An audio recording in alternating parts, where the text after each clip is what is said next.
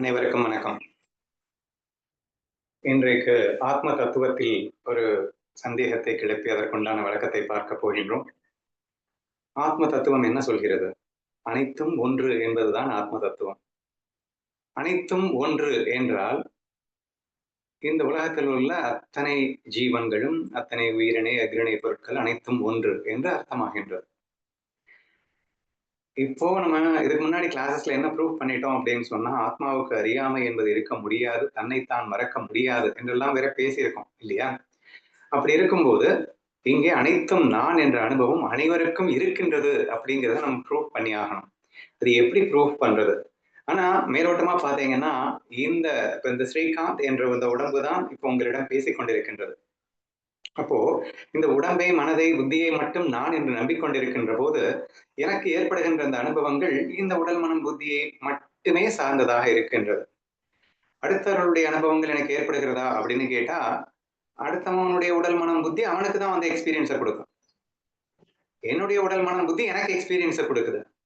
நெறைய பேருக்கு நெறைய ஸ்கில்ஸ் இருக்கு. ஆனா அந்த ஸ்கில்ஸ்லாம் எனக்கு வர்றதில்ல. அப்படி இருக்கும்போது இதெல்லாம் எப்படி பாசிபிலிட்டி? என்ன சொல்ற நீ? அனைத்தும் ஒன்று அப்படிங்கிறதெல்லாம் சான்ஸே இல்ல. என்பது போன்ற ஒரு கருத்து நமக்கு ஏற்படுகிறது. பட் அத நம்ம புரிஞ்சுக்க ட்ரை பண்ணலாம். So that is the question today. ஓகேவா? இப்போ இந்த சந்தேகம் எனக்கு வெகு நாட்களாகவே இருந்ததுண்டு அப்படின்னு நான் சொல்லுவேன். ஏன்னா அனைத்தும் ஒண்ணுன்னு புரிஞ்சுக்கிட்டோம். ஒருவேளை இன்னும் நம்ம அனைத்துமாக ஆகவில்லைல்ல. அதனால நமக்கு வந்து எல்லாமே எல்லாருடைய அனுபவம் நமக்கு கிடைக்கல. கிட்டத்தட்ட ஈஸ்வர அனுபவம் அப்படிங்கிற மாரி ஒரு விஷயம் வந்து எல்லாமே எனக்கு தெரியணுன்ற அந்த ஒரு விஷயம் வரும்னு வச்சுக்கோங்க. ஒண்ணும் இல்ல நம்ம மகாராஷ்டிராக்கு வரோம். ஆலந்திக்கு வந்ததுக்கப்புறம் மராட்டி கத்துக்கணும் அப்படிங்கிற ஆசை நெறைய வருது. ரொம்ப டஃப் லைக் தமிழ் மாதிரி ஒரு டஃப்பான லாங்குவேஜ் மராட்டி லாங்குவேஜ். நெறைய இலக்கண பிழைகள் எல்லாம் வந்து எக்கச்சக்கமா இருக்கு. அப்ப அத கத்துக்க ட்ரை பண்ணும்போது ரொம்ப கடினமாக இருக்கு. அப்போ எனக்கு தோணும், "டேய் நான் தானே அனைத்தும். நான் தான் அனைத்தும்னா இங்க உள்ள எல்லாருமே எல்லா மகாராஷ்டிரியன்ஸுமே நான் தானே. இப்ப எல்லா மகாராஷ்டிரியன்ஸும் நான் தான் அப்படின்னா, எனக்கு மராட்டி அவங்கள பேசுற மாரி எனக்கும் வரணும்ல. எனக்கு ஏன் வரல? இன்ஃபாக்ட் மராட்டி லாங்குவேஜே நான் தானே அப்படி பார்த்தா. அப்ப எனக்கு மராட்டி இல்ல. இந்த உலகத்துல எல்லா லாங்குவேஜும் எனக்கு தெரியணும்ல. எல்லாமே நான் தான். எனக்கு எல்லாமே தெரியணும்ல. என்ற சந்தேகங்கள் எல்லாம் எனக்கு வருவதுண்டு அப்படின்னு வச்சுக்கோங்களேன். பட் இந்த சந்தேகம் தேவையில்லாத ஒரு சந்தேகம். மாயையின் பிடியில் சிக்கொண்டு நாம் கேட்கின்ற சந்தேகம். மாயையை விளக்கி பார்க்கும்போது இந்த சந்தேகத்திற்கு அர்த்தம் இல்லாமல் போய்விடும். இந்த சந்தேகத்திற்கு உண்டான விளக்கத்த நம்ம இன்னைக்கு டீட்டெயிலா பார்க்க போறோம் அப்படின்னு வச்சுக்கோங்களேன். சரி. இதை எப்படி நம்ம வந்து புரிஞ்சுக்கணும் அப்படிங்கிறது தான் கேள்வி. நான் யார் அப்படிங்கிற அந்த கேள்விக்கு இந்த உடல், மனம், புத்தின்னு சொன்னோம் அப்படின்னா, கண்டிப்பா இதுக்கு விடை காணவே முடியாது. நம்ம ஏற்கனவே நெறைய வீடியோஸ்ல ப்ரூவ் பண்ண விஷயம் என்னன்னா, இந்த உடலும் சரி, மனமும் சரி, புத்தியும் சரி, ஜடம் அப்படிங்கிற ஒரு விஷயத்த நம்ம ப்ரூவ் பண்ணியிருக்கோம். இல்லையா? ஏன்னா, மனம் அப்படின்னா என்ன? எண்ணங்கள் அப்படின்னு அர்த்தம். எண்ணங்கள்னா தாட்ஸ் இல்லையா? Just thoughts. தாட்ஸ் அப்படிங்கிறது என்னது? Thoughts is not a feeling. Thoughts is a thought. Just ஒரு எண்ணங்கள் அப்படிங்கிறதுக்கும், உணர்வு அப்படிங்கிறதுக்கும் நெறைய டிஃபரன்ஸ் இருக்கு. ஓகேவா? இந்த மனம் என்ன செய்யும் அப்படின்னா, மனம் வந்து நினைக்கும். அப்படின்னா, எண்ணுவதற்கு உண்டான ஒரு உபகரணம் அப்படிங்கிறது மனம் அப்படின்னு சொல்லலாம். ஈவன் புத்தி அப்படிங்கிறது ஒரு முடிவெடுப்பதற்கு உண்டான எண்ணங்கள அதுவும் எண்ணம் தானே. முடிவுங்கிறது மட்டும் என்ன? இது நல்ல முடிவு, இது கெட்ட முடிவு எல்லாமே எண்ணம் தான் இல்லையா? இப்ப இந்த எண்ணங்கள் அப்படிங்கிறது ஒரு ஜடம். உடம்பு ஜடம்ங்கிறதெல்லாம் ரொம்ப நல்லாவே ப்ரூவ் பண்ணிட்டோம். ரொம்ப லென்த்தியா போயிடும் அப்புறமா வீடியோ இதெல்லாம் உட்காந்து ப்ரூவ் பண்ணிட்டு இருந்தோம்னா. சோ இந்த உடல், மனம், புத்தி ஜடம் அப்படிங்கிறத தெளிவா நீங்க புரிஞ்சுக்கிட்டீங்க அப்படின்னா, அப்போ இந்த உடல், மனம், புத்திக்கு உணர்வாய் இருப்பது எதுவோ அதுவே நான். இத நம்ம இன்டைரக்ட்டா இப்ப சமீப காலமா என்ன நம்ம ப்ரூவ் பண்ணிட்டு இருக்கோம் அப்படின்னு சொன்னா, இந்த உடலை, மனதை, புத்தியை ஆட்டுபவன் ஒருவன் இருக்கின்றான்டா. அந்த ஆட்டுபவனாகத்தான் நான் இருக்க முடியுமே தவிர, உடல், மனம், புத்தியாக நான் இருக்க முடியாது அப்படின்னு சொன்னோம். இப்ப இந்த உடல், மனம், புத்தி அப்படிங்கிறத நான் ஜடம்ன்னு சொல்றத விட ஒரு மெஷின்ஸா வச்சுக்கோங்க, கருவிகளா வச்சுக்கோங்க, டூல்ஸா வச்சுக்கோங்க. அப்படி நீங்க டூல்ஸா வச்சுக்கிட்டீங்க அப்படின்னு சொன்னா, ஆட்டோமேட்டிக்கா அந்த டூல்ஸ யூஸ் பண்றவன் ஒருத்தன் இருக்கணும் இல்லங்க. சைக்கிள் நீங்க வச்சிருக்கீங்க அப்படின்னா, அந்த சைக்கிள யூஸ் பண்றவன் ஒருத்தன் இருக்கணும்ல. இப்போ what ever be the tool it may be அந்த டூல பயன்படுத்துறவன் ஒருத்தன் இருக்கணும். அந்த பயன்படுத்துறவன மட்டும் தான் நீ இருக்க முடியும். என்ற ஆஸ்பெக்ட்ல நம்ம போ வேண்டியது இருக்கு. ஓகேவா? அப்படி நம்ம போனது அது சமீப காலமா இந்த வீடியோஸ் நீங்க நெறைய கேள்விப்பட்டிருப்பீங்க. And I proved it very well. நம்ம ரொம்ப நல்லாவே ப்ரூவ் பண்ணிட்டோம். இந்த மனதை என்னென்ன மாதிரி எந்தெந்த நேரத்துல சிரிக்கணும், எந்தெந்த நேரத்துல அழணும், இது எல்லாத்தையுமே முடிவு செய்பவனாகத்தான் நான் இருக்கின்றேன். என்னென்ன முடிவு எப்பப்ப எடுக்கணும், முடிவு செய்பவனாக நான் இருக்கின்றேன். இந்த உடல்ல என்னென்ன செய்யணும், இது எல்லாத்தையுமே யார் டிசைடிங் அத்தாரிட்டியாக இருக்கின்றார்கள்னா, கம்ப்ளீட் கண்ட்ரோலராக யார் இருக்கிறார்கள் அப்படின்னா, நான் இருக்கிறேன். அந்த தான் நானா இருக்க முடியுமே தவிர, இந்த உடல், மனம், புத்தி நானா இருக்க முடியாது. சின்ன வயசுல பொம்மைய வச்சிருந்தா நல்லது அப்படின்னு நினைச்சேன். ஆனா, அந்த பொம்மைய போய் எவனாவது வந்து அனுபவிப்பானான்னு இப்ப நினைக்கிறேன். இப்போ அந்த முடிவுகள் மாறிக்கொண்டிருக்கின்றன, மனம் மாறிக்கொண்டிருக்கின்றது. ஆனால் மாத்துபவன் எவன்? சோ அந்த ஒரு அத்தாரிட்டி நான் தான் அப்படிங்கிற ஒரு விஷயத்த தான் நம்ம வந்து அடிக்கடி பேசிக்கிட்டே இருக்கோம் அப்படிங்கிறத நீங்க புரிஞ்சுக்கோங்க. இந்த கட்டத்துல உங்களுக்கு அந்த சந்தேகம் உங்களுக்கு வராது. ஆனா வர்றவங்களுக்கு நானாவே நிவர்த்தி பண்ணிடுறேன் அப்படின்னு சொல்லிடுறேன். பொதுவா ஆத்மா கர்த்தா போக்தான்னு சொல்லுவாங்களே, நீ சொல்றத பார்த்தா ஆத்மா கர்த்தா போக்தா மாதிரி வருகிறதே என்ற உங்களுக்கு சந்தேகம் எழலாம். அதையும் ஒரு வேளை சந்தேகம் வந்துச்சுன்னா தீர்த்துக்கோங்க. இது எப்படி தீர்த்துக்கணும் அப்படின்னு சொன்னா, ஆத்மா கர்த்தா அபோக்தான்னு சொன்னது உண்மையா? அல்லது இப்ப நீ பேசிட்டு இருக்கிறது என்ன? இந்த மனதிற்கு பாஸாக இருந்து இந்த மனத அழுன்னு சொல்றேன். அழுன்னு நீ புரோகிராம் பண்றவன் அப்படின்னு வச்சுக்கோங்களேன். இப்ப மனச புரோகிராம்னு வச்சுக்கிட்டீங்கன்னா, புரோகிராமர். அப்ப புரோகிராமர் இஸ் அன் ஆக்ஷன் தானே. அப்ப புரோகிராம மாத்துறதுன்றது ஒரு ஆக்ஷன் தானே. அப்போ இந்த புத்திங்கிறது டிசிஷன் மேக்கிங் டூலா இருக்கலாம். அந்த டிசிஷன் மேக்கிங் டூல் எந்தெந்த நேரத்துல என்னென்ன மாதிரி டிசிஷன் எடுக்கணும் அப்படின்னு டிசைடிங் அத்தாரிட்டியா இருக்கக்கூடியவன் நான் தானே. அப்ப டிசிஷன் எடுக்கிறேன் ஒரு ஆக்ஷன் தானே. அப்ப கர்த்தா அப்படிங்கிற மாதிரி வருதுல்ல. இந்த பாடி இஸ் ஆல்சோ பாடி ஜடமா இருக்கலாம். ஆனா அந்த பாடி ஆற்றவன் நான் வருதுல்ல. அப்ப ஆற்றவன் அப்படிங்கிறது ஆக்ஷன் தானே. அப்போ ஐ ஆம் அ கர்த்தா அப்படிங்கிற மாதிரி வருது. அண்ட் சிமிலர்லி அஃப்கோர்ஸ் போக்தா. ஏன்னா அந்த மனதின் அனுபவங்களை யார் அனுபவிக்கிறான்? மனங்கிறது ஜடம்னு சொல்லிட்டோம். அப்ப அந்த ஜடத்துக்கு அனுபவம் கிடையாது. அந்த ஜடத்தை அனுபவிப்பவன் நான் அப்படின்னு சொல்றேன். அந்த டிசிஷன் எடுக்கிறது, அந்த டிசிஷனை அனுபவிக்கிறது நான் அப்படிங்கிற மாதிரி வரும்போது, இந்த உடல், மனம், புத்தி நான் அல்ல. இவைகள் வெறும் ஜடம் என்று புரிந்து கொண்டாலும், உண்மையில் அந்த உடல், மனம், புத்தி ஆகிய கருவி கரணங்களை எல்லாம் உபயோகப்படுத்தி உபயோகப்படுத்தின்னு சொல்லும்போது ஆக்ஷன் வந்துருச்சு. உபயோகப்படுத்தி அனுபவிப்பவன்னு சொல்லும்போது போக்தா வந்துருச்சு. அதாவது அனுபவம் வந்துருச்சு. கர்த்தா, போக்தா என்று வந்து விட்டதேப்பா. ஆனா ஆத்மான்றது அகர்த்தா, அபோக்தா அப்படின்னு எல்லாம் இருக்குமேப்பா என்ற சந்தேகம் வருவதாக இருந்தால், அதற்கு நீங்கள் தீர்வை எப்படி புரிந்து கொள்ள வேண்டும் அப்படின்னா, ஆத்மா அப்படிங்கிறது அகர்த்தா, அபோக்தா அப்படிங்கிறதும் உண்மை. ஆத்மா கர்த்தா, போக்தா அப்படிங்கிறது பொய்யான உண்மை. என்னய்யா உளர்ற அப்படின்னுலாம் கேட்கக்கூடாது. புரிய வச்சிருவேன். பயப்படாதீங்க. ஆத்மா அகர்த்தா, அபோக்தா அப்படிங்கிற ஒரு ஸ்டேட்டும் உண்மைதான். இல்லன்னு இல்ல. பட் அதுவே ஒரு மாயைக்காக, ஒரு விளையாட்டுக்காக அது ஒரு ரூபத்தை தரித்துக் கொள்ளும்போது, அந்த ரூபத்தை எடுத்துக்கிறது எது அப்படின்னு கேட்டீங்கன்னா, ஆத்மா அதிஷ்டானம் இல்லாம இங்க எதுவுமே இல்ல. ஏங்க கோல்டுன்னு சொல்றீங்க. அது ஜுவல்லா மாறுது அப்படின்னு சொல்றோம். சரியா? எது ஜுவல்லா மாறுச்சு? கோல்டு தான் ஜுவல்லா மாறுச்சு. சரியா? அப்போ இந்த கோல்டு அப்படிங்கிறது அகர்த்தா, போக்தான்னு வச்சுக்கிட்டாலும், அது ஜுவல்லா மாறும்போது, it has got a form, it has got a shape. ஆனா இது கூட வந்து ஜுவல்லு கூட உங்களுக்கு வந்து அது ஜட மாரி தான் இருக்கு அப்படிங்கிறதுனால கன்ஃப்யூஸ் ஆகலாம். ஒரு எக்ஸாம்பிளுக்காக சொன்னேன். வேற என்ன நல்ல எக்ஸாம்பிள் சொல்லலாம்? ரோபோன்னு வேணா வச்சுக்கோங்களேன். ஆ வி கேன் சே அதாவது அந்த அகர்த்தா, அபோக்தாவாக இருக்கின்ற ஒன்று, ஒரு வேஷத்தை எடுத்துக் கொள்ளும்போது அப்படின்னு வேணா வச்சுக்கோங்க. இந்த வேஷத்துக்குள்ள சில ஆக்ஷன்ஸ் அப்படிங்கிறது நடக்குது. விளையாட்டு அப்படின்னு சொல்றோம். மாய விளையாட்டுன்னு சொல்றோம்லங்க. இப்ப விளையாடாத வரைக்கும் அது அகர்த்தா, அபோக்தா தான். ஆனா, அது விளையாடணும்னு டிசைட் பண்ண மொமெண்ட்ல, அந்த விளையாட்டுக்காக அது கர்த்தாவாகவும், போக்தாவாகவும் தென்படுகிறது. ஆக்சுவலி இது உண்மை அல்ல. ஏன் உண்மை அல்லன்னா, உண்மை வந்து அகர்த்தா, அபோக்தா. அது சும்மா நாச்சுக்கும் பொய்யாக ஏன்னா, இங்க வந்து விளையாட்டுங்கிறது அத ஆக்ஷன்லயே கணக்குல எடுத்துக்கக்கூடாது. ஏன் அந்த விளையாட்டு ஆக்ஷன்லயே கணக்குல எடுக்கக்கூடாது அப்டின்னா, காரணமே இல்லாம ஒரு காரியம் பண்ணா அது வந்து ஆக்ஷனே கிடையாதுன்னு நம்ம ஏற்கனவே ப்ரூவ் பண்ணியிருக்கோமா? காரணமே இல்லாமல் ஒரு காரியம் நடந்தால், அந்த காரியத்த காரியம்னு சொல்ல வேண்டிய அவசியமே இல்ல. ஆனா, சச்சிதானந்த சொரூபமாகவே இருக்கும் இந்த அகர்த்தா, அபோக்தாவாக இருக்கக்கூடிய அந்த பரபிரம்மம், இந்த விளையாட்ட விளையாடினா தான் அதுக்கு சந்தோஷம், விளையாடினா துக்கம் அப்டின்லாம் கிடையாது. அது ஆனந்த சொரூபம் தான். இந்த ஆனந்த சொரூபத்தையே விதவிதமா வெளிப்படுத்தி மகிழ்வதற்காக இங்கே வந்திருக்கிறது. எதுக்காகன்னா சும்மா நாச்சுக்கும் தான். there is no purpose in it, there is no reason in it. காரணமே இல்லாம இங்க ஆக்ஷன் நடக்குது, அதனால அது ஆக்ஷன் இல்ல. ஆக்ஷன் இருக்கு ஆனா ஆக்ஷன் இல்ல, இப்படி புரிஞ்சுக்கணும். சரியா? அப்போ அந்த பியூர் சச்சிதானந்த சொரூபம்னு சொல்லக்கூடிய அந்த பிரம்மம் அகர்த்தா போக்தா தான்.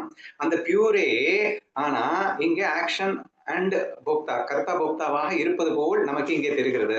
ஆனா உண்மையில இல்லைன்னு நான் ஏன் சொல்றேன் அப்படின்னா, சும்மா நாச்சுக்கு தானே ஆக்ஷன் பண்ணிட்டு இருக்கு, அது ஏன் நீங்க வந்து ரியல் கர்த்தான்னு சொல்லணும்? ஆனா கர்த்தா இருக்கு, சும்மா நாச்சுக்கும் அங்க செயல் நடக்கிறது, தேர்ஃபோர் கர்த்தா அப்படின்னு நீங்க அதை நீங்க ஒத்துக்கத்தான் வேண்டியது இருக்கு அப்படின்னு புரிஞ்சுக்கோங்க. நெக்ஸ்ட் போக்தா, அப்கோர்ஸ் அனுபவம் இருக்குல்ல. மாயால நம்ம வந்து நிறைய விளையாட்டு ஆக்ஷன் அப்படின்னா அந்த விளையாட்டை அனுபவிக்கிறேன் அப்படிங்கிற அந்த அனுபவம் அப்படிங்கிறதும் இருக்கிற மாதிரி இருக்கு. ஆனா இந்த அனுபவம் அப்படிங்கிறது விளையாட்டினால எனக்கு ஒரு அனுபவம் வருதா அப்படின்னா இல்ல, என் அனுபவத்தை விளையாட்டுல நான் பிரதிபலிக்கிறேன். So it is my happiness is getting reflected in the Maya, and the Maya is not giving any happiness to me. அப்ப the Maya எனக்கு அனுபவத்தை தரல அப்படிங்கிறப்போ அது போக்தா, நான் மாயை அனுபவித்தேன். லாஜிக்கே இல்லையே, மாயை நான் அனுபவிக்க முடியாதுங்க. நான் என்னுடைய ஆனந்தத்தை மாயையில பிரதிபலிக்கின்றேன், அவ்வளவுதான். அப்போ அப்போ கர்த்தா வந்து கர்த்தாவா இருந்தாலும் அது அகர்த்தான்னு சொல்லிட்டேன். சிமிலர்லி போக்தாவா இருந்தாலும் அது அபோக்தா தான். ஏன்னா அது ஆல்ரெடி போதத்துலதான் இருக்கு, அதாவது ஆனந்தத்துலதான் இருக்கு. அது இங்க சும்மா நாச்சுக்கும் வெளிப்பட்டு மகிழ்கிறது என்பது மட்டும்தானே வருகிறது என்பதாக நீங்கள் இதை புரிந்து கொள்ள வேண்டும். சரியா? சரி, நான் வந்து சப்ஜெக்ட் குள்ளேயே போகல அப்படின்னு நினைக்கிறேன். சோ கேள்வி என்ன? நானே அனைத்தும் என்று சொன்னாயே, ஆனால் எனது அனுபவம் அப்படி இல்லையே. சோ இதுதான் கேள்வி. சோ அதுதான் நம்ம அனலைஸ் பண்ணிட்டு இருக்கோம். சரி, இப்போ இங்க அந்த நான் அப்படிங்கிற அந்த விஷயத்த நம்ம எப்படி பிரிச்சிருக்கோம் அப்படின்னு சொன்னா, ஒரிஜினல் நான், ரெஃப்ளெக்டட் நான். ஒரிஜினலுடைய ரெஃப்ளெக்ஷனாக இருக்கக்கூடிய நான். ஒரிஜினல் நான் அகர்த்தா போக்தா, ரெஃப்ளெக்டட் நான் கர்த்தா போக்தா. அப்படின்னா உண்மையான கர்த்தா போக்தா கிடையாது, பொய்யாச்சுக்கும் சும்மா நாச்சுக்கும் அது கர்த்தா போக்தா மாதிரி இருக்கின்றது என்பதை புரிந்து கொள்ள வேண்டும். ஸோ இது வரைக்கும் நீ முதல்ல புரிஞ்சுக்கோங்க. ஓகேவா? இப்ப நெக்ஸ்ட், இந்த ஒரே ஆத்மாதான் இங்கே மாயை விளையாட்டிற்காக ஆயிரம் ரூபங்களை தரித்தது அப்படின்னு பாக்குறோம். சரியா? ஏன்னா விளையாடணும் அப்படின்னு சொன்னா நானே பலவா இருந்தாதான் விளையாட முடியும். இப்ப நான் ஒருவனே இங்கே பலவாக மாறி விளையாட்டை ஆரம்பிக்கின்றேன். இதை வேற நம்ம ப்ரூவ் பண்ணிட்டோம், அதையும் ஞாபகப்படுத்துறேன், எல்லாத்தையும் மனசுக்குள்ள ஏத்தி வச்சுக்கோங்க. அந்த 18வது அத்தியாயம் 55வது ஸ்லோகத்துல ஈவன் தோ ஞானி is doing an action, it is not an action. அதாவது ஞானிகள் கர்மம் செய்தாலும் அது கர்மமே அல்லன்னு சொல்லப்படுவதற்கு ரீசன் என்ன சொல்லியிருந்தாங்கன்னா, திரிபுடிகள் இல்லாமல் செய்யப்படுகின்ற ஒரு செயல் அப்படின்னு சொல்லப்பட்டிருந்தது. நீங்க நல்லா பாருங்க, இருக்கிறது அந்த ஒண்ணுதான், அந்த ஆத்மாவே விளையாடணும் அப்படிங்கிறதுக்காக தன்னையே பல ஆயிரம் ரூபங்களாக இங்கே வெளிப்படுத்திக் கொள்கிறது அப்படின்னு பார்த்தோம். சரியா? ஒண்ணு பலவா வரணும்னாலே அப்ப பொய்யாதானப்பா வர முடியும். இது ரொம்ப ஈஸி டு அண்டர்ஸ்டாண்ட். சரியா? உண்மையிலேயே நான் எப்படி பலவா இருக்க முடியும்? அப்போ நான் பலவா தெரிகிறோம்னா என் முன்னாடி கண்ணாடி வைங்க, ஒரு 1000 கண்ணாடி வைங்க, அப்ப நான் 1000 தெரிவேன். But I cannot become a many இல்லையா? அது சும்மா நாச்சுக்கும் தோற்றத்தை கொடுக்க முடியும் அப்படிங்கிற மாதிரி இங்கே ஆத்மா மாயைக்காக பொய் தோற்றமாக பல ஆயிரக்கணக்கான இதுவாக விரிந்தது அப்படின்னு பாக்குறோம். சரியா? இப்போ மறுபடியும் பேக் டு கொஸ்டினுக்கு வரேன். இங்கே திரிபுடிகள் நான் சொன்னதுக்கு ரீசன் என்ன அப்படின்னா, இங்கே நான் அவனை அடித்தேன் அப்படின்னு ஒரு விளையாட்டு நடக்குதுன்னு வச்சுக்கோங்க. அவன் யாரு? ஆத்மா தான் அந்த வேஷத்துலயும் இருக்கு, ஆத்மா தான் இந்த வேஷத்துலயும் இருக்கு. சரியா? ஆக்சுவலா இந்த உடல் மனம் புத்தி வேற ஜடம்னு ப்ரூவ் பண்ணிட்டான். இங்க இருக்கிற உடல் மனம் புத்தியும் ஜடம்னு ப்ரூவ் பண்ணிட்டேன். அப்ப இந்த வேஷத்தை போட்டதுதான் நானு, அந்த வேஷத்தை போட்டதும் நான் தான். அப்போ இந்த வேஷத்துல இருக்கிற நானு அந்த வேஷத்துல இருக்கிற நானே அடிக்கிறேன், என்னை நான் அடிக்கிறேன். என்னையா சொல்ற? திரிபுடிகள் செயல் நடக்கும் போது நம்ம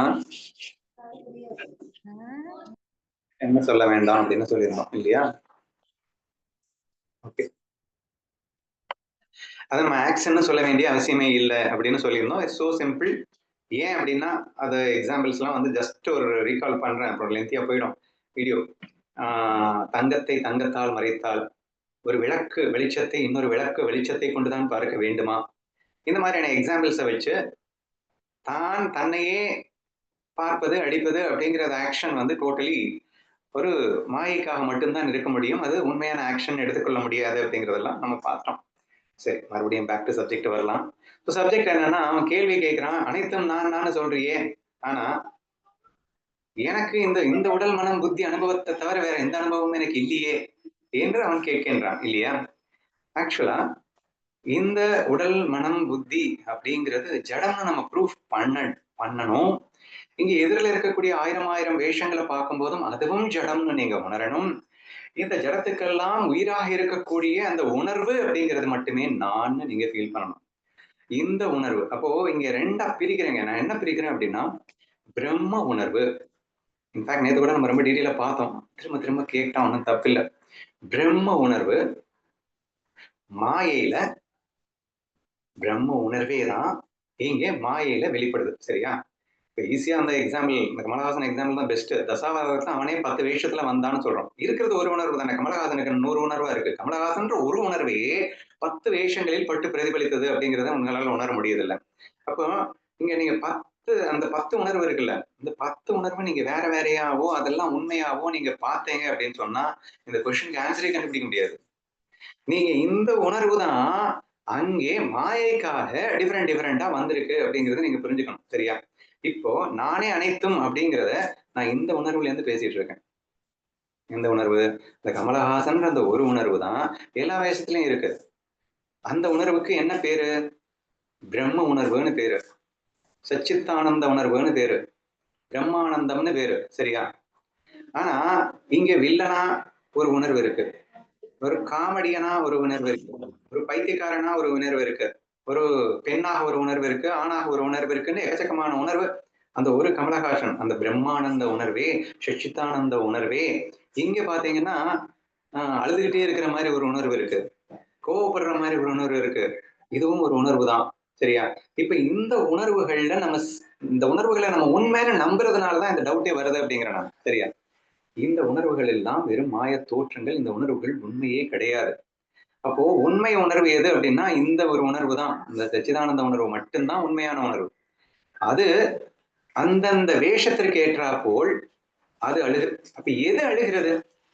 பிரம்மானந்த உணர்வே அழுகிறது. என்னப்பா சொல்றது? பிரம்மானந்த உணர்வு எப்படி பாடும்? பொய்யா அழுது. அதனாலதான் நம்ம திரும்ப திரும்ப சொல்லிட்டு இருக்கோம். இது இத்தனை நாளா நடிப்புன்னு பேசணும். இப்ப கொஞ்சம் அதே டிஃபரெண்டா பேசிட்டு இருக்கோம். அவ்வளவுதான். சரியா? அப்போ பிரம்மானந்த உணர்வு உண்மையா அழ முடியுமாங்க? ஆனந்தம் எப்படிங்க அழும்? சிரிப்பு எப்படிங்க அழுகையா மாறும்? பிச்சைக்காரன் எப்படிங்க பணக்காரனா இருப்பான்? அட் டைம்ல one at the same time chance possible impossible சான்ஸே இல்லதான். ஆனா புரிஞ்சுக்க வேண்டியது என்ன? சோ சிம்பிள் தானே. சச்சிதானந்த உணர்வு தான் இருக்கு. வேற எந்த உணர்வும் இந்த உலகத்துல கிடையவே கிடையாது. அந்த ஒரு உணர்வே இப்ப அழுதுகிட்டு இருக்கு அப்படின்னா அது சும்மா நச்சுக்கும் பொய்யா அழுதுகிட்டு இருக்கு அப்படிங்கிறத நீங்க புரிஞ்சுக்கணும். சரியா? அதே மாதிரி ஒவ்வொரு வேஷத்திலையும் ஒவ்வொரு விதமாக எது இருக்குன்னா இந்த ஒரு உணர்வு தான் இருக்கு.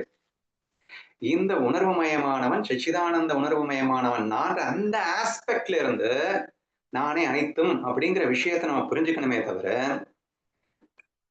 வேஷத்துல வெளிப்படுகின்ற இந்த உணர்வு அடிப்படையில நீங்க சிந்திச்சா வேலைக்கு ஆகாது. ஏன்னா இந்த சச்சிதானந்த உணர்வே ஒருத்தன் வந்து பெங்காலியா இருக்கு, இன்னொரு வேஷம் மகாராஷ்டிரியனா இருக்கு, இன்னொரு வேஷம் தமிழனா இருக்கு, இன்னொரு வேஷம் வேற வேறையா இருக்கு. சரியா? அந்தந்த வேஷத்துக்கு ஏற்றாற் போல அது அந்தந்த பாஷைகளே பேசிக் கொண்டிருக்கிறது. ஆனா எது எல்லா உணர்வுமாகவும் அந்தந்த வேஷத்திற்கு ஏற்றாற் போல இருக்குதுன்னா இந்த ஒரு உணர்வு தான். உணர்வுன்னு அடிப்படையில பாத்தீங்கன்னா இந்த ஒரு உணர்வு தான் இங்கே இப்படி எல்லாமாக இருந்து கொண்டிருக்கிறது அப்படிங்கிறத ஃபர்ஸ்ட் புரிஞ்சுக்கணுங்க. சரி, இது புரிஞ்சதுக்கு அப்புறம் புரிஞ்சுட்டா மட்டும் நான் தான் அனைத்தும்னு எனக்கு புரிஞ்சிருமா? கேள்வி கேட்கலாம். புரியலாமே. எப்படி புரிஞ்சுக்கலாம் அப்படின்னா ஃபர்ஸ்ட் அந்த கேள்வியில இருக்கக்கூடிய அந்த விஷயத்த நம்ம ஃபர்ஸ்ட் டிஸ்ட்ராய் பண்ணுவோம். அதாவது எல்லாருடைய உணர்வும் எனக்கு வரணும்ல அப்படின்னா இந்த கமல்ஹாசன் வந்து ஒரு பிச்சைக்கார வேஷம் எடுக்கிறான். அவனே அந்த ஒரே பிலிம்லயே டபுள் ஆக்ட்ல ட்ரிபிள் ஆக்ட்ல அந்த ஒரு பணக்கார வேஷத்தை எடுக்கிறான். இப்போ இந்த கமலஹாசன்ங்கிற இந்த சச்சிதானந்த உணர்வு அதுவே தான் எல்லாத்துலயும் இருக்குன்னு ஈஸி அண்டர்ஸ்டாண்ட் ஆயிடும். ஆனா நீங்க இதுக்குள்ள மாட்டிக்கிட்டு இங்க இருந்து கொஸ்டினை கேக்குறீங்க. இந்த பிச்சைக்காரன் கொஸ்டினை கேக்குறான். ஏன்பா நான் தான் அனைத்துன்னு சொல்றியே, அப்போ நான் என்ன பணக்காரனா? அவன் தானே பணக்காரன். நான் பிச்சைக்காரன் தானே என்று இந்த பிச்சைக்காரன் பேசிக் கொண்டிருக்கிறது. இந்த பிச்சைக்காரன் என்ன எதிர்பார்க்குதுன்னா, எனக்கு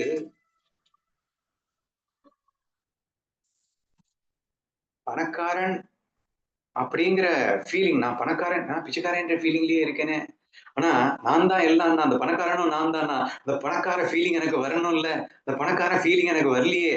அப்படின்னு இந்த வேஷம் கேட்டுட்டு இருந்தேன்னா, "ஏய் லூசு! நீ வேஷம் போட்டதே பிச்சைக்கார ஃபீலிங் அனுபவிக்க தானே. இந்த வேஷத்துல எதுக்காக வந்தோம்? பிச்சைக்கார ஃபீலிங் அனுபவிக்க தான் இந்த வேஷத்துல வந்தோம்.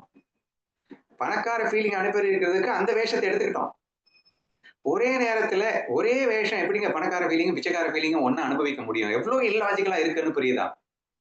இப்ப நம்ம இடையில பேசிட்டு இருக்கும்போது கௌரி ஒரு சூப்பர் கொஸ்டின் கேட்டா. "உங்களால தில் இருந்தா என்ன மாதிரி இருங்க?" அப்படின்னு கேட்டா. நான் நீங்களாக முடியாது, நீங்க நானாக முடியாது அப்படின்னு எல்லாம் வந்து ஒரு ஒரு கேள்வி எழுப்பப்பட்டது.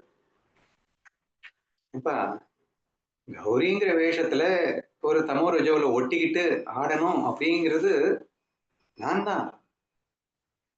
ஸ்ரீங்கிற வேஷத்துல வேறொரு விதமா ஆடணும் அப்படின்னு முடிவு பண்றதும் நான் தான். அப்போ இந்த ஆக்டர் அப்படிங்கிற ஃபீலிங்ல இருந்து சொன்னேன்னா, அந்த வேஷத்துல இருக்கிறதும் நான் தான், இந்த வேஷத்துல இருக்கிறதும் நான் தான் அப்படிங்கிறத சொல்லும்போது, அந்த 2 ஒண்ணுங்கிறத ஈஸியா ப்ரூவ் பண்ணிடுவேன். ஆனா, நீங்க எங்க உட்கார்ந்து கேட்கிறீங்க அப்படின்னா, ஒரு வேஷத்துக்குள்ள உட்கார்ந்துகிட்டு, நீ இந்த வேஷத்த இந்த வேஷம் மாறுமா? அந்த வேஷம் அது பெண்ணு, இது ஆணு. எப்படிங்க ஆண் வேஷம் பெண் வேஷம் ஆக முடியும்? பெண் வேஷம் எப்படிங்க ஆண் வேஷம் ஆக முடியும்? லூசுத்தனமா இருக்கு இந்த லாஜிக்கே. சரியா? It is not possible. வேஷத்துல நாட் பாசிபிள். இந்த வேஷம் அப்படிங்கிறதுல இப்ப கமலஹாசனே பார்த்தீங்கன்னா, அவன் ஒரு பெண் வேஷமாவும் அந்த 10 கேரக்டர்ல வந்தான். ஒரு ஆண் வேஷமாகவும் வந்தான். ஆனா, பெண் வேஷமா வந்ததும் அவன் தான். ஆண் வேஷமா இருக்கிறதும் அவன் தான். அப்ப இங்க இருந்து பார்த்தீங்க அப்படின்னா 2 ஒண்ணுன்னு ப்ரூவ் பண்ணிட முடியும். ஆனா, அந்த பெண் வேஷம் வந்து, நான் என்ன ஆணா? ஆணும் நானு, பெண்ணும் நானுன்னு சொல்றியே! நான் எப்படி ஆணாக முடியும்? அதனால நானும் நீயும் வேற தான். அப்படின்னு எங்க உட்கார்ந்து பேசிட்டு இருக்கோம்? வேஷத்துல உட்கார்ந்து கேள்வி கேட்டிருந்தாலும், வேஷத்துல உட்கார்ந்து பேசிட்டு இருந்தா இதுக்கு ஆன்ஸரே கண்டுபிடிக்க முடியாது அப்படின்னு சொல்ல வரேன். சரியா? It is totally impossible. நம்ம திங்க் பண்ணிட்டு இருக்கோம் அப்படின்னா, நம்ம 2ஆ பிரிக்கிறோம். எத பிரிக்கிறோம்? பிரம்மானந்த உணர்வு அப்படிங்கிறதையும், பிளஸ் இந்த வேஷத்துல ஒரு உணர்வு இருக்கு இல்லையா? அந்த வேஷத்துல இருக்கிற உணர்வ சிக்கிட்டு பேசிட்டு இருக்கோம். ஃபர்ஸ்ட் வேஷத்துல இருக்கக்கூடிய உணர்வ நம்ம இந்த பிரம்ம உணர்வு தான் அதுல சும்மா நாச்சுக்கும் இருக்கு அப்படின்னட்டும், இங்க இருக்கக்கூடிய இப்ப கௌரி கிட்ட இருக்கிறதும் பிரம்ம உணர்வு சும்மா நாச்சுக்கும் கௌரி உணர்வா இருக்கு. அதே பிரம்ம உணர்வு சும்மா நாச்சுக்கும் ஸ்ரீ உணர்வாக இருக்கு. என்று நம்ம புரிந்து கொள்ளும் போது மட்டும்தான் அந்த பிரம்ம உணர்வின் அடிப்படையில 2ம் ஒண்ணு அப்படின்னு புரிஞ்சுக்க முடியுமே தவிர, வேஷத்தில் இருக்கக்கூடிய ஒரே உணர்வு, இன்னொரு உணர்வு, எனக்கு அந்த உணர்வு எனக்கு வரல. அதனால நானும் நீயும் ஒண்ணாக முடியாது. அப்படின்னு நீ அந்த இடத்துல உட்கார்ந்து பேசிட்டு இருந்தா, இதுக்கு விடை காண முடியாது என்பதை நாம் புரிந்து கொள்ள வேண்டும். அதே மாரி நான் முதல்ல சொன்னேன் இல்லையா? எனக்கு ஏன்டா மராத்தி தெரியலையே அப்படின்னு கேட்டது, அந்த கௌரி வந்து, "ஏங்க அ நான் எப்படிங்க நீங்களாக முடியும்?" அப்படின்னு கேட்கிற மாரி, எனக்கு மராட்டி கத்துக்கணும் அப்படின்னா, எனக்கு ஏன் மராட்டி வரலன்னு கேட்ட மாதிரி. இட்ஸ் ஃபூலிஷ் தாட் சரியா? 100% முட்டாள்தனமான ஒரு விஷயமாக அப்ப நம்ம வந்து எதிர்பார்த்தோம் அப்படின்னு கூட நீங்க வச்சுக்கோங்க. சரியா? ஏன்னா, இந்த அந்தந்த வேஷத்துக்கு அந்தந்த ஒரு பிரதிபலிப்பு தான் அங்கே கொடுக்க முடியும். சரியா? ஆ என்ன சொல்றேன் அப்டின்னா, அதுக்கு நல்ல எக்ஸாம்பிள் நானு அதிலேயே குடுத்திருந்தேன்னு நெனைக்கிறேன். இல்ல இன்னைக்கு ஆடியோ மெசேஜ்ல அனுப்பிச்சிருந்தேன். நேத்து நம்ம ஃப்ரெண்ட் ராஜமார்த்தாண்டம் சார் பேசிட்டு இருக்கும்போது இந்த எக்ஸாம்பிள குடுத்தாரு. அவர் என்ன சொன்னாருன்னா, "ஏங்க இதுக்கு இப்டி எக்ஸாம்பிள் சொல்லலாமான்னு பாருங்க. இந்த உடம்பு இருக்கு. இந்த உடம்பு அப்டிங்கிற அந்த ஆஸ்பெக்ட்ல இருந்து பார்த்தா, அனைத்தும் நான்னு சொல்லலாம். இல்லையா? ஆனா, நீ கண்ல போய் உட்கார்ந்துகிட்டு கண்ண மட்டுமே நான்னு நெனச்சுக்கிட்டு, எனக்கு ஏன்பா கண்ணு நானு, வாயு நானு, மூக்கு நானு, காது நானுன்னு நீ சொல்ற. ஆனா, நாக்கின் சுவை எனக்கு தெரியலையே அப்படின்னு கண் நெனைச்சா, மூக்கு மாரி என்னால வந்து துர்க்கந்தத்த வந்து பிரிச்சு பார்க்க தெரியலையே அப்படின்னு கண்ணு நெனைச்சா, அது பைத்தியக்காரத்தனமா இல்லையா? டேய் கண்ணு கண்ணோட வேலைய பார்த்துட்டு இருக்கு, மூக்கு மூக்கோட வேலைய பார்த்துட்டு இருக்கு, நாக்கு நாக்கோட வேலைய பார்த்துட்டு இருக்கு. நாக்கால மூக்காக முடியாது, மூக்கால நாக்காக முடியாது. அதுக்காக அது எல்லாமே நான் இல்லன்னு ஆயிடுமாங்க? அப்ப நான் தாங்க, இந்த கண்ணும் நான் தாங்க, மூக்கும் நான் தாங்க, இந்த நாக்கும் நான் தாங்க. எல்லாமே நான் தாங்க. அது எங்கேருந்து பார்த்தா நான்னு ஒத்துக்க முடியுது? ஹோல் பாடியில இருக்கக்கூடிய கரணங்கள் இது அப்படிங்கிற அந்த ஆஸ்பெக்ட்ல இருந்து நீங்க பார்த்தீங்கன்னா, இந்த பிரம்ம உணர்வு, இந்த பாடிய பிரம்ம உணர்வா வச்சு, இந்த கரணங்கள தனித்தனி ஜீவனா வச்சு நீங்க பார்த்தீங்க அப்படின்னு சொன்னா, இந்த எல்லா ஜீவ உணர்வும் நான் தான் அப்படின்னு நம்மளால சொல்ல முடியும். அத விட்டு ஒரு ஜீவ உணர்வுல போயிட்டு உட்கார்ந்துகிட்டு, இது வேற, அது வேற, அது எப்படி? ஏன்பா நான் வந்து பார்க்க மட்டும் தான் முடியுது. நாக்கு மாரி என்னால சுவைக்க முடியல. அதனால நானும் நாக்கும் எப்படிப்பா ஒண்ணாக முடியும்? அப்படின்னு கேட்டா அந்த கண்ணுக்கு என்னால விளக்கம் கொடுக்க முடியாதுன்றதை நான் சொல்ல வரேன். சரியா? It's also a nice example. That is why I'm putting it here. So இப்படி அந்த கேள்வி வந்து அர்த்தமற்ற கேள்வி என்பதை முதலில் நாம் உணர வேண்டும். அப்கோர்ஸ் இன்னொரு ஆஸ்பெக்ட்லயும் நான் சொல்லியிருந்தேன். ஈஸ்வர உணர்வு அப்படிங்கிறதையும் கூட்டிட்டு காட்டியிருந்தேன். ஈஸ்வரன் வேஷம் தான். சரியா? ஃபர்ஸ்ட் இந்த மாய விளையாட்டுக்கு முதல்ல தயாராகும் போது பிரம்மம் வந்து ஈஸ்வரனா அப்படிங்கறதான் வேஷம் போட்டது. ஏன்னா ஒரு விளையாட்டுக்கு கண்ட்ரோலர் வேணும்ல. அப்போ அந்த ஈஸ்வர வேஷம்ன்றது எப்படிப்பட்ட வேஷம் தெரியுமா? ஒட்டுமொத்த எல்லா வேஷங்களையும் ஆட்டுபவனாக அந்த வேஷம் இருக்கின்றது அப்படின்னு பார்த்தோம். அப்ப குவைட் நேச்சுரலி அவனுக்குன்னு தனி உருவம் கிடையாது. ஆனா எல்லா உருவமும் அவன் உருவமாக எடுத்துக்கொள்ளுகின்ற ஒரு அற்புத விஷயம். அதுதான் அந்தர்யாமி. அந்தர்யாமின்னா எல்லாத்துக்குள்ளேயும் அவன் இருக்கிறான். நீ நினைக்கிறதையா அவன் தான் செயல்படுத்துறான். அவன் இல்லைன்னா அந்த செயலும் நடக்காது அப்படின்னு சொல்லிட்டு இருக்கோம். அப்ப ஆட்டுபவன் அவனாக இருக்கின்றான்னு சொல்லியிருந்தோம் இல்லையா? அப்ப நீ நினைக்கணும் அவன் ஆட்டணும்னு சொல்லியிருந்தோம். அதுவும் ஒரு வேஷம் தான். அப்ப அந்த ஈஸ்வர வேஷம் அப்படிங்கிறது அஃப்கோர்ஸ் அது அனைத்து அதுக்கு மராட்டி தெரியும், தெலுங்கு தெரியும், அது தெரியாது, ஒண்ணுமே தெரியாது. சர்வஞன் அப்படிங்கிற ஒரு வேஷம் அது. அதுகிட்ட தான் எல்லாமே இருக்கு. எல்லா ஞானமும் அதுகிட்ட தான் இருக்கு. சரியா? அந்த வேர்ல்ட்லி பிளேக்கு உண்டான எல்லா ஞானமும் அதுகிட்ட தான் இருக்கு.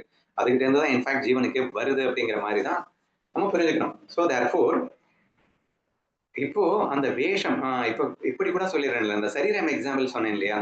இந்த சரீரம் அப்படிங்கறது ஈஸ்வரனா வச்சுக்கோங்க. இந்த சரீரத்தில் இருக்கக்கூடிய அங்கங்களை ஜீவன்களா வச்சுக்கோங்க. அப்போ நீங்க ஈஸ்வரனா இருக்கும் பட்சத்துல எல்லா ஜீவனின் அனுபவத்தையும் ஒரு சேர என்னால் அனுபவிக்க முடியும். ஆனால் அந்த ஈஸ்வரன் என்பதும் ஒரு வேஷம் தான். அது ஈஸ்வர வேஷத்தால் மட்டும்தான் அதை சாதிக்க முடியும் என்பதை நீங்கள் புரிந்து கொள்ள வேண்டும்.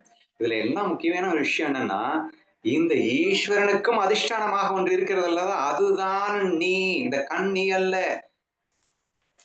கண், காது, மூக்கு இவை அனைத்திற்கும் அதிஷ்டானமாக இருக்கின்ற ஈஸ்வரன் என்ற இந்த உடலுக்கும் அதிஷ்டானமாக இருக்கின்ற அந்த பிரம்மே நீ.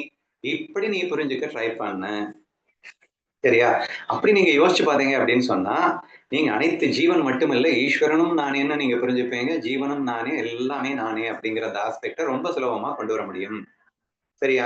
ஏன்னா இந்த உடல் மனம் புத்தியே ஜடம்னு சொன்னோம். இப்ப இது எல்லா உடல் மனம் புத்தியாக இருக்கக்கூடியது ஈஸ்வரன் அப்படின்னு சொல்றோம். அதுவும் ஜடம் தான். அந்த பிரம்ம சைதன்யம் அதற்குள்ள போகல அப்படின்னா அதுவும் ஜடம் தான். அதுவும் ஒரு வேஷம் தான். So there is no doubt in that. இப்படி நீங்கள் உணர முயற்சிக்க வேண்டும் அப்படின்னு சொல்றேன். இப்ப என்ன நான் சொல்லிட்டேன்.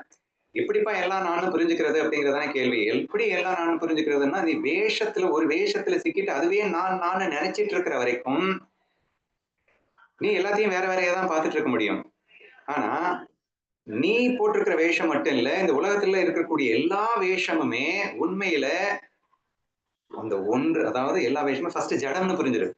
இது எல்லாமே உண்மை இல்லாத வெறும் தோற்றம்னு புரிஞ்சிரு. ஆனா இது எல்லாத்தையுமே அந்த ஒன்று, அந்த பிரம்ம ஆனந்தம் அல்லது பிரம்ம உணர்வு, சுச்சித்தானந்த உணர்வு ஒன்றேதான் இங்கே மாயைக்காக அத்தனை ஆயிரம் உணர்வுகளாக ரெஃப்ளெக்ட் ஆகி வந்துட்டு இருக்கு என்ற உண்மை நாம் உணரப்பட வேண்டும். உணர்ந்தால் மட்டும்தான் இந்த கேள்விக்கான பதில காண முடியுது. அனைத்தும் நான்கிறத உங்களால புரிஞ்சுக்க முடியும் அப்படின்னு சொல்றேன். இப்ப இந்த 2 வார்த்தையை யூஸ் பண்ணேன். ஒரிஜினல் கான்சியஸ்னஸ், ரிஃப்ளெக்டட் கான்சியஸ்னஸ் அப்படின்னு 2 யூஸ் பண்றோம். முன்னாடி நம்ம வந்து கீதையில ஞானேஸ்வரியில சொல்லியிருக்கிறது. இதையே நான் என்ன சொல்லியிருக்கேன்னா, மெகா ஐ, மைக்ரோ ஐ அப்படின்ற மாதிரி வார்த்தைகளை மாத்தி பேசியிருக்கேன். இப்ப நம்ம வந்து ஒரிஜினல் கான்சியஸ்னஸ், ரெஃப்ளெக்டட் கான்சியஸ்னஸ்னு வந்து பிரிச்சு பேசுறோம். ரெண்டும் ஒண்ணுதான். சரியா? சரி. இப்போ இந்த ரெஃப்ளெக்டட் கான்சியஸ்னஸ், இப்ப நான் பேசிட்டு இருக்கேன் இல்லையா? எது பேசிட்டு இருக்கு? ரெஃப்ளெக்டட் கான்சியஸ்னஸ் பேசிட்டு இருக்கு. அதே மாதிரி இந்த கர்த்தா போக்தா சொன்னேன்ல, அது கூட நீங்க லிங்க் பண்ணிக்கோங்க. ஒரிஜினல் கான்சியஸ்னஸ் கர்த்தா அபோக்தா, ரெஃப்ளெக்டட் கான்சியஸ்னஸ் கர்த்தா போக்தா அப்படின்னு கூட ஈஸியா புரிஞ்சுக்கோங்க. சரியா? ஆத்மா கர்த்தாவா போக்தாவா அப்படின்னு கேட்டீங்கன்னா, உண்மையில அகர்த்தா போக்தா, ஆனால் மாயையில கர்த்தா போக்தா அப்படின்னு ஈஸியா புரிஞ்சுக்கணும். ஓகேவா? சரி. இப்போ இந்த ஒரிஜினல் கான்சியஸ்னஸ் ரெஃப்ளெக்டட், இப்ப நான் யாரு? நான் ஸ்ரீ அப்படின்னா, இந்த ஸ்ரீங்கிறது reflected consciousness of original consciousness. First நான் அடிக்கடி உங்ககிட்ட சொல்லியிருக்கேன். இந்த ரெஃப்ளெக்டட் கான்சியஸ்னஸ் அடிக்கடி நம்ம என்ன யூஸ் பண்ணுவோம்னா, சிதாபாஸ்னு ஒரு பேரை யூஸ் பண்ணி பேசியிருக்கோம். இந்த சிதாபாசும் பரபிரமும் ஒன்று தயவு செய்து நீங்க தனித்தனின்னு நினைச்சிட்டு வேற நினைச்சிடாதீங்க அப்படிங்கிற விஷயத்த நம்ம ஏற்கனவே பேசியிருக்கோம். இதை நம்ம மிஸ் பண்றதுனாலதான் இந்த சந்தேகமே வந்திருக்கு அப்படிங்கறத புரிஞ்சுக்கணும். சரியா? இந்த ஸ்ரீன்றது என்னது? Reflected consciousness. இந்த reflected consciousness is nothing but Parabrahma என்று உணர்ந்து விட்டால் இந்த உடல் மனம் புத்திங்கிறது வேஷங்கிறது தெளிவாயிடுங்க. அப்ப இந்த உலகத்தில் உள்ள எல்லா ரெஃப்ளெக்டட் கான்சியஸும் வெறும் வேஷம் என்பது தெளிவாயிடுங்க. அப்ப அந்த வேஷத்துக்கெல்லாம் அதிஷ்டமாக இருக்கின்ற அந்த பிரம்ம உணர்வு நான் என்பது தெளிவாயிடுங்க. So simple. சரியா? இப்ப நான் கேட்ட மாதிரி அந்த மகாராஷ்டிரனுக்கு அவனுக்கு பேசுற மாதிரி எனக்கு வரலையே அப்படிங்கிற பேச்சு இயலவே இயலாது. ஏன்னா அது வேஷம். அந்த வேஷத்துக்கு அது பண்ணுது. இந்த வேஷத்துக்கு நான் என்ன தெரியுமோ அதை நான் பண்ணிட்டு இருக்கேன். சரியா? ஸோ இந்த ரூலின் அடிப்படையில நம்ம வந்து கேம் ஆடிட்டு இருக்கோம் அப்படின்றத புரிஞ்சுக்கணும். அப்கோர்ஸ் நீங்க உங்களுக்கு இன்னொரு சந்தேகமும் வந்துடக்கூடாதுன்றதுக்காக அதையும் நான் சொல்லிடுறேன். இப்ப நான் மராட்டி என்னால பேச முடியுது. ஓரளவு 80% கத்துக்கிட்டேன்னு வச்சுக்கோங்களேன். ஒரு 20% கத்துக்கணும். சரியா? அப்போ முன்னாடி ஏபிசிடி கூட தெரியாது மராட்டில. இப்போ மராட்டில ஒரு 80% கத்துக்கிட்டேன். சரியா? அப்போ நீ வந்து இப்ப கூட மராட்டியா பேசுறேல்ல, அப்போ அவன் ஸ்கில் உனக்கு வந்துருச்சுல்ல அப்படின்னு இல்ல. அவன் ஸ்கில் எனக்கு வரல. இந்த உடல் மனம் புத்தியை வச்சுக்கிட்டு இந்த ஸ்கில்ல நானே தான் டெவலப் பண்ணிக்கிட்டேன். அது அவனுடைய உணர்வு கிடையாது. சோ இது இந்த லிமிடெட் கான்சியஸ்க்கு ஏத்த மாதிரி நீ உன்னால அடுத்தவங்க ஸ்கில் எல்லாம் உனக்கு வராது. ஆனா நீ வேணும்னா நீ விரும்பிய ஸ்கில் நீயா டெவலப் பண்ணிக்கணுமே தவிர எகெயின் வந்து நீ இப்ப மராத்தி கத்துக்கிட்ட அப்படின்னா அவனுடைய மராத்தி உனக்கு வந்துருச்சு அப்படிங்கிறது அர்த்தம் இல்ல. You can develop your own skills be based on the limited பெர்செப்ஷனோட அந்த லிமிடெட் கான்சியஸோட நீ பண்ணிக்கலாம், டெவலப் பண்ணிக்கலாம். சரியா? அது மாய விளையாட்டுக்காக, ஜஸ்ட் மாய விளையாட்டுக்காக தான். ஃபர்ஸ்ட் ஆஃப் ஆல் இது என்ன பண்ணாலும் பண்ணலைனாலும் உன்னுடைய ஆனந்த உணர்வு என்னவோ அது மாற போறதில்ல, ஒன்னும் ஆக போறதில்ல. இந்த ஆனந்த உணர்வை டிஃபரெண்டா வெளிப்படுத்தணும் அப்படிங்கிறதுக்காக நீ ஸ்கில் டெவலப்மெண்ட் பண்ணிக்கிற அவ்வளவுதான். சோ அப்படின்னு நீங்க ஃபர்ஸ்ட் அதிலையும் புரிஞ்சுக்கணும். நீங்க அப்படி நீங்கள் புரிந்து கொள்ள முயற்சிக்க வேண்டும். அப்ப என்ன சொல்லியிருக்கேன் அப்படின்னா, இந்த உலகத்துல இருக்கக்கூடிய எல்லாமே வேஷங்களாக பார்க்க வேண்டும் என்றும் அந்த வேஷங்களை அதிஷ்டானமாக அந்த வேஷங்களை போட்டிருப்பவன் யார் அப்படின்னு சொன்னா இந்த நானே அப்படின்றத ஃபீல் பண்ணணும். அப்போ இன்னொன்னும் ஃபீல் பண்ணணும். அந்த பரபிரம்மம் ஒரிஜினல் கான்சியஸ்னஸ் வந்து ஈவன் தோ அகர்த்தா போக்தாவாக இருந்தாலும் அதுவே மாயையின் மேல் படும்போது கர்த்தா போக்தால் போல் தென்படுகிறது. உண்மையில் அது கர்த்தா போக்தா அல்ல அப்படிங்கிறதையும் புரிஞ்சுக்கிட்டு அந்த கர்த்தா போக்தாவாக மாயையிலே தென்படுபவன் வேறு யாரோ அல்ல, நானேன்னு புரிஞ்சுக்கணும். ஒரிஜினல் கான்சியஸும் நானே, இங்க இருக்கக்கூடிய எல்லா ரெஃப்ளெக்டட் கான்சியஸும் நானே. நம்ம வந்து கண்ணாடி எக்ஸாம்பிள்ல சொல்லியிருக்கோம். அதையும் கொஞ்சம் போட்டிட்டு காட்டியிருக்கேன். ஒரே ஒரு சூரியன் அங்க இருந்தது. இங்க 1010 கண்ணாடிங்கிறது வேஷங்க. சோ இந்த ஒரிஜினல் கான்சியஸ்னஸ் வந்து இந்த எல்லா கண்ணாடியிலையும் துண்டு துண்டு கண்ணாடியில பட்டது. பட்டு பிரதிபலிக்கும்போது இங்க வந்து 1000 கான்சியஸ் மாதிரி தெரியுது. ஆனா ஒரு சூரிய ஒளியிலே இருந்து வர்ற அந்த ஒளியானது கண்ணாடியில பட்டு ரெஃப்ளெக்ட் ஆனா மட்டும் வேற ஒளியாவா மாறப்போகுது? வேற ஒளி கிடையாது. சோ அதே ஒளிதான். ரெஃப்ளெக்டட் கான்சியஸ்னஸ் சொல்லிட்ட உடனே அந்த ஒரிஜினல் கான்சியஸ்னஸ் வேற, ரெஃப்ளெக்டட் கான்சியஸ்னஸ் வேறன்னு தவறா புரிந்து கொள்ள கூடாது. அந்த ஒரிஜினல் கான்சியஸ் அகர்த்தா போக்தா இது வரைக்கும் சூரிய ஒளியா இருக்கிற வரைக்கும் அது கண்ணாடியில பட்டு பிரதிபலிக்கும் போது அது கர்த்தா போக்தாவா மாறிடுது. மாறல, தெரியுது. கர்த்தா போக்தா மாதிரி நமக்கு தெரியுது விளையாட்டுக்காக, பொய்யா சும்மா நாச்சுக்கோ. உண்மையிலேயே கர்த்தா போக்தா மாறிடுச்சுன்னு நீங்க சொல்லிடக்கூடாது இல்லையா? பொய்யா கர்த்தா போக்தாவா அதுதான் மாறி இருக்கு. கண்ணாடிங்கிற வேஷத்தை போட்டதுனால ஒவ்வொரு கண்ணாடியும் ஒரு வேஷமா நீங்க இமேஜின் பண்ணிக்கணும். அந்த வேஷத்துல விழுந்து அது விளையாடுறதுனால அது கர்த்தா போக்தாவா தெரியுது அப்படிங்கிற மாதிரி நீங்க புரிஞ்சுக்கணும். இப்ப இந்த ஒரு கண்ணாடியில இருக்கக்கூடிய கர்த்தா போக்தாவை நீ பொய்ன்னு புரியாம அது மட்டும்தான் உண்மை அப்படின்னு நினைக்கிறதுனாலையும் அங்க வேற ஒரு கண்ணாடி இருக்கு, அதுல ஒரு கான்சியஸ்னஸ் இருக்கு, அது வேறன்னு நீ நினைக்கிறதுனாலையும் இந்த கண்ணாடி வேற, அந்த கண்ணாடி வேற, அது வேற, இது வேற, இங்க என்னமோ ஆயிரக்கணக்கான உணர்வுகள் இருக்கிற மாதிரியும் நீ நினைக்கிறனாலதான் அதுவும் நானும் ஒண்ணுங்கிறது உன்னால உணர முடியல. ஆக்சுவலா இங்க இந்த கண்ணாடியில இருக்கக்கூடிய உணர்வு எது? அந்த பிரம்மத்தின் பட்டு பிரதிபலித்த பிரம்ம உணர்வு தான். அந்த கண்ணாடியில அதுதான் பட்டு பிரதிபலிக்குது. ஆனா அந்த வேஷத்துக்கு ஏத்த மாதிரி படும்போது வேற லெவல்ல வித்தியாசமா தான் வெளிப்படும். அவர் கல்லுல பட்டுச்சுன்னா வேற மாதிரிதான் வெளிப்படும். ஒரு ஒரு உயிர்ல படும்போது வேற மாதிரி இருக்கு, 2 உயிர்ல படும்போது வேற மாதிரி இருக்கு, 5 உயிர்ல 6 உயிர் மனுஷன்ட்ட படும்போது வேற மாதிரி இருக்கு, ஆணிடம் படும்போது வேற மாதிரி ரெஃப்ளெக்ட் ஆகுது, பெண்ணிடம் படும்போது வேற மாதிரி ரெஃப்ளெக்ட் ஆகுது. அந்தந்த வேஷத்துக்கு ஏற மாதிரி அது ரெஃப்ளெக்ட் ஆகுங்க. அந்த ரெஃப்ளெக்ஷன்ல உங்களுக்கு பொய் தோற்றத்துல சேஞ்சஸ் இருக்கும். அந்த பொய் தோற்றத்தினுடைய சேஞ்சஸை வச்சு இந்த ஒரிஜினல் கான்சியஸ் வேற, அது வேற அப்படின்னு நினைச்சிட்டு இருக்கிற வரைக்கும் இந்த டவுட்ஸ் வந்துகிட்டே தான் இருக்கும். அப்போ உணர வேண்டிய ஒரே ஒரு விஷயம் என்னன்னா, இங்க இருக்கிறது ஒரே ஒரு உணர்வு மட்டும்தான், அந்த பிரம்ம உணர்வு மட்டும்தான். அதுவே இங்கே பிரதிபலிக்க உணர்வாக மாயையிலே படுகிறது. மாயையில் படும்போது அது பிரதிபலித்த உணர்வாக மாறுகிறது. அது கர்த்தா போக்தாவாக மாறுகிறது. அப்ப அந்த பிரம்ம உணர்வு அப்படின்னு சொல்லக்கூடிய சச்சிதானந்த உணர்வே நான். பின் அதுவே மாயையில் பட்டு பிரதிபலிக்கும் போது ரெஃப்ளெக்டட் கான்சியஸாக அனைத்து சிதாபாசாக இருப்பவனும் நான். ஏன் அது ஈஸ்வரான்ற வேஷத்துல பட்டு அந்த ஈஸ்வர சைதன்யமாக இருப்பவனும் நான். இங்கே அனைத்து வேஷங்களாகவும் அந்த பரபிரம்ம உணர்வு பட்டு இங்கே விளையாடிக் கொண்டிருக்கின்றது என்று நாம் உணரும் போது அனைத்தும் நானே என்று உணர்வதில் எந்த சிக்கலும் இருக்காதுன்றதை தயவு செய்து புரிஞ்சுக்கோங்க. அப்போ அவனை மாதிரி நான் இல்லை, நான் எப்படி அவன் ஆக முடியும் அப்படின்னு தயவு செய்து நினைக்காதீங்க. இது வெறும் வேஷத்துக்காக நீயே தான் வெவ்வேறு வேஷத்துல நீ இருக்கின்றாய். அப்படி இருக்கணும்னு அவசியம் இல்லை. நீ எல்லாத்தையுமே உணர்ந்து கொண்டுதான் இருக்கிறாய். இந்த வரைக்கும் ஒரு ஆஸ்பெக்ட் நீங்க புரிஞ்சுக்க ட்ரை பண்ணுங்க. இன்னொன்னு, உணர்வு அப்படிங்கிறது இருந்தாலே அது பிரம்ம உணர்வு மட்டும்தான் நீங்க ஃபீல் பண்ணிடுங்க அப்படின்னு சொல்லிட்டேன். சரியா? அப்போ எனக்குள்ள ஒரு உடல் மனம் புத்திக்கு ஒரு உணர்வு வந்தது போல ஒரு தோற்றத்தை ஏற்படுத்தி எனக்குள்ள ஒரு அழுகுறேன், கோவப்படுறேன், என்னென்னமோ பண்றேன். இது எல்லாமே அந்த பிரம்ம உணர்வு இந்தந்த வேஷத்துல இந்தந்த மாதிரி ஒரு எமோஷன்ஸை வெளிப்படுத்தி நடித்துக் கொண்டிருக்கின்றது என்று எப்படி உணர்கின்றேனோ அப்படியே தான் எனது உணர்வே தான் அந்தந்த வேஷங்களை அப்படி அப்படி நடிச்சுக்கிட்டு இருக்கு என்றுதான் நான் உணர வேண்டும். அப்படி உணரும் போது நானே தான் என்று நாம் உணர முடியும். வேஷத்திற்கு ஏற்றாற்போல் டிஃப்ரெண்டா வெளிப்படும்.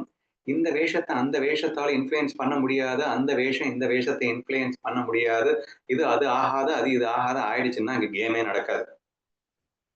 இதை அடிக்கடி நான் உங்ககிட்ட சொல்லிட்டு இருக்கேன். இதுக்கு சூப்பர் பஞ்சதசி உதாரணத்தை என்ன சொன்னேன் அப்படின்னா, சூரிய ஒளி 10 பானைகள் இருக்கக்கூடிய தண்ணியில படுது. அப்ப அந்த ஒரே சூரிய ஒளி இங்கே சூரிய பிம்பம். அந்த ஒரே சூரிய பிம்பம் இங்க 10 பானைகள்ல 10 சூரியனா தெரியுது. அந்த சூரியன் இந்த 10 பானைகளை இன்ஃப்ளூயன்ஸ் பண்ண முடியாது. சூரியன் மாறுச்சுன்னா 10 சூரியனும் மாறிடும்.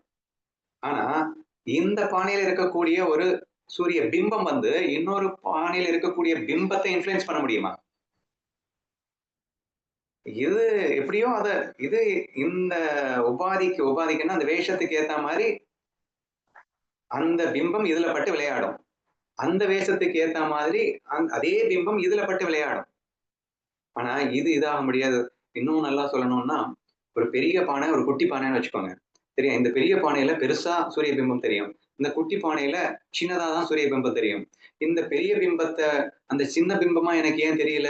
அல்லது இந்த சின்ன பானை வந்து என்கிட்ட வந்து பெரிய பிம்பம் தெரியல. அதனால நானும் அவனும் வேற வேற அப்படின்னு சொன்னா அது லூசுத்தனம்னு புரியுதா?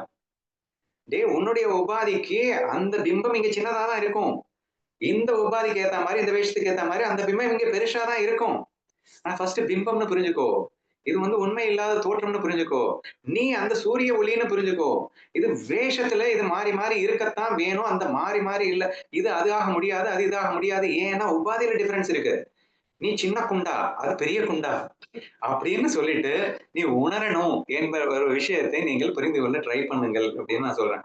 சரியா? So therefore it is a foolishness to expect that அவன மாதிரி நான் இல்ல, இவன மாதிரி நான் இல்ல, அதனால நானும் அவனும் ஒண்ணு இல்ல. அப்படிங்கிற அந்த ஆஸ்பெக்ட் மட்டும் தயவு செய்து கொண்டு வராதீங்க. ஆனால் அனைத்தும் நீங்கள் தான். அனைத்துமாக இருப்பது அந்த பிரம்ம உணர்வில் இருந்து நீங்கள் தான் என்பதை தெளிவாக உணர்ந்தீர்கள் என்றால், இந்த கேள்விக்கான விடையை நீங்கள் சுலபமாக கண்டுகொள்ளலாம் அப்படின்னு நினைக்கிறேன். காலையில 5 நிமிஷம் பேசினத இன்னைக்கு விரிவா சொல்லிட்டேன். எத்தன அளவுக்கு புரிஞ்சது அப்படின்னு